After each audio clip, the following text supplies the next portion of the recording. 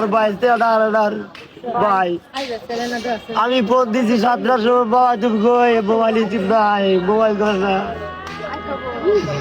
আমি পরে বেড়ে ফোন দিছি, বে আপনি কই আছেন? আমি কিলো আছি, আপনি তাড়াতাড়ি।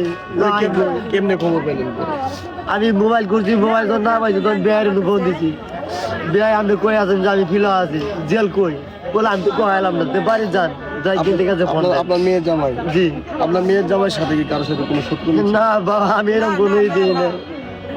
মানে খুব ভালো লাগে, জি খুবই ভালো। আপনার জামাই একজন পেশাদার ড্রাইভার। জি। মানে কিছুক্ষণ আগে বলছিলাম না আপনাদেরকে, মানে এই দেশের ড্রাইভারদেরকে কোনো নিরাপত্তা নেই, মানে কোনো কিছু আমি এটা বিচার চাই বাবা, দোকান আমি এটা বিচার চাই, বিচার চাই।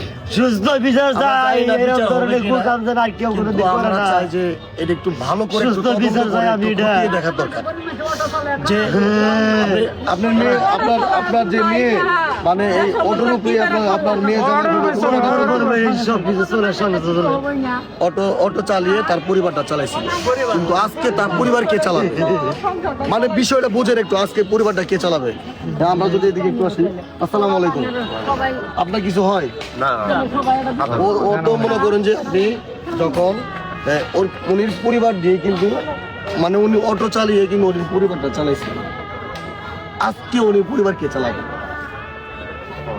দুনিয়ার থেকেও সরে দিলেন, মানে শেষ করে দিলেন, তার অটোটাও নিয়ে গেলেন, তাকেও শেষ করলেন। তাহলে এই পরিবারটা কে চালাবে? আপনিও তো একটা মায়ের সন্তান, তাহলে আপনি একজন মায়ের সন্তান হয়ে একটা মার বুক কেমনে খালি করলেন? একটা সন্তানের বাবাকে আপনি কেমনে উদাহ করে দিলেন? আপনার ভিতরে একটু মানুষত্ব নাই? আপনি কি একজন মানুষ না?